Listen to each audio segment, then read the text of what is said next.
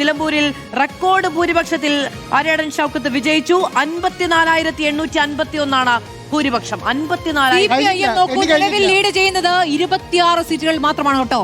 മുസ്ലിം league 23 സീറ്റുകളിലും CPIM 26 സീറ്റുകളിലേക്ക് ചുരുങ്ങുകയാണ്. നാട്ടികയിൽ Geetha Gopi ജയിച്ചു. 7,024 ഗീതാഗോപിയുടെ നാട്ടികയിലെ ഭൂരിപക്ഷം. രണ്ടാം സ്ഥാനത്ത് UDF ആണ്. സിസി മുകുന്ദൻ 44,727 നേടി. ചരിത്ര വിജയത്തിലേക്ക് UDF കടക്കുകയാണ്. 25,000 കടന്നിരിക്കുന്നു UDF ലീഡ്. കഴിഞ്ഞ 2 തവണ തോറ്റ സിറിയക് തോമസിന് മൂന്നാം അംഗത്തിൽ മിന്നും വിജയം സംഭവിക്കുകയാണ്. ഇടുക്കി മുഴുവനായും UDFന്റെ ഒപ്പം ചേർന്ന കാഴ്ച കൂടി നമുക്ക് കാണാൻ കഴിയുന്നുണ്ട്. ദേവികുളം, ഉടുമ്പൻചോല, തൊടുപുഴ, ഇടുക്കി, പീരുമേട് എല്ലാ മണ്ഡലങ്ങളും UDF നീല നിറം മാത്രമേ കാണാൻ കഴിയുള്ളൂ സ്ക്രീനിൽ. അതെ, ആലപ്പുഴയിൽ ചേർത്തലയാണ്. ചെങ്ങന്നൂർ മാത്രം.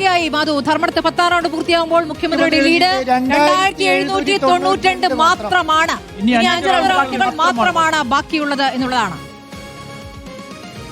101 സീറ്റുകളുമായി UDF സംസ്ഥാനത്ത് തേരോട്ടം തുടരുകയാണ് എന്ന് പറയേണ്ടിയിരിക്കുന്നു.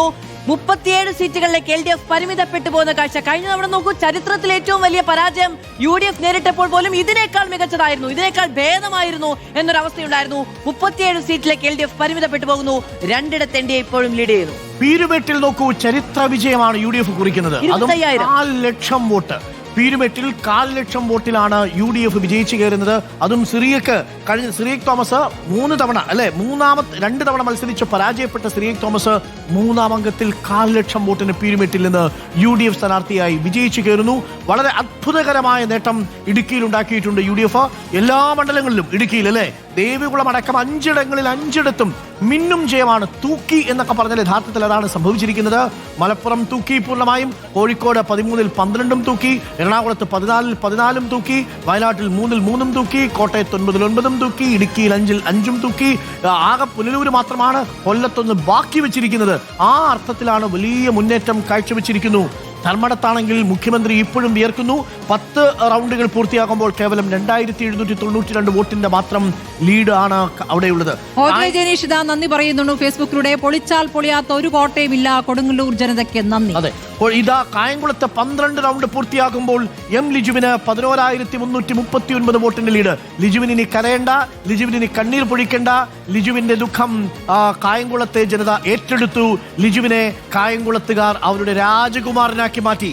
11,339 വോട്ടാണ് ലിജുവിന് കായംകുളത്ത് ലീഡ് കൊടുത്തിരിക്കുന്നത്. 12 റൗണ്ട് കഴിയുമ്പോൾ പ്രതിഭാവിലാസം അവസാനിക്കുകയും ലിജുവിന്റെ പുതിയ ഇന്നിംഗ്സ് ആരംഭിക്കുകയും ചെയ്യുന്നു. കൊടുങ്ങല്ലൂർ 15 റൗണ്ട് പൂർത്തിയാകുമ്പോൾ OJ Janeesh Kumar 8,308 vote lead ചെയ്യുന്നു. ചവറയിൽ UDFന്റെ വൻ മുന്നേറ്റമാണ്. ഷിബു ബേബി ജോണിന് 18,415 വോട്ടിന്റെ ലീഡാണ് കൊടുത്തിരിക്കുന്നത്. നിലമ്പൂരിൽ ആര്യാടൻ ഷൗക്കത്തിന് 1,00,000 വോട്ടിന്റെ വിജയമാണ്. നിലമ്പൂരിലെ ഏറ്റവും വലിയ വിജയമാണ് ആര്യാടൻ ഷൗക്കത്തിന്. കൂത്തുപറമ്പ് 11 റൗണ്ടുകൾ പൂർത്തിയാകുമ്പോഴും LDFന് 6,820 വോട്ടിന്റെ മാത്രമേ ഉള്ളൂ ഭൂരിപക്ഷം. ഇനി എണ്ണാനുള്ളത് UDFന്റെ ശക്തി കേന്ദ്രങ്ങളാണ്. 11 റൗണ്ടുകൾ കൂത്തുപറമ്പിൽ. അങ്ങനെ വന്നാൽ ലീഗിന്റെ 2ാമത്തെ വനിതാ സ്ഥാനാർത്ഥിയും സഭയിലേക്ക് എത്തുമോ എന്നുള്ളതാണ് ചോദ്യം. കാത്തിരിക്കാം, നിർണായകമാണ്. ബാക്കിയുള്ളത് UDFന്റെ ശക്തി കേന്ദ്രങ്ങളാണ് എന്നുള്ളത് കൊണ്ടാണ് കൂത്തുപറമ്പിൽ കൂടി ഒരു വെല്ലുവിളി നേരിടേണ്ടി വരുമ്പോൾ 16,000 കടന്നു. അമ്പലപ്പുഴയിൽ കുതിക്കുകയാണ്, ഒരു സംശയവുമില്ല. സുധാകരൻ 9 റൗണ്ട് പൂർത്തീകരിച്ചപ്പോഴാണ് കേട്ടോ. 9 റൗണ്ട് ഇനി എണ്ണം കിടക്കുകയാണ്. CPM വിട്ടുവന്ന 3 പേരും വൻ ഭൂരിപക്ഷം. ഗോവിന്ദൻ, ചിലരൊക്കെ ഇവിടെ നിൽക്കുന്നുണ്ട്. ഇടയ്ക്കൊന്ന് അഭിനന്ദിക്കാം.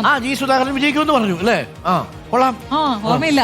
അപ്പോൾ പാറശാല പഞ്ചായത്തിലെ 8 വെള്ളെണ്ണ പഞ്ചായത്തുകളാണ് ഇനി ഓർമ്മകളായി വരക്കാൻ ഇനി ഏറെ സമയമുണ്ട്. പാറശാല CK ഹരീന്ദ്രന്റെ ലീഡ് 9,327. പാറശാലയിൽ 9,327. രമയുടെ ഭൂരിപക്ഷം 14,994 ജയിച്ചു. 14,994 രമയുടെ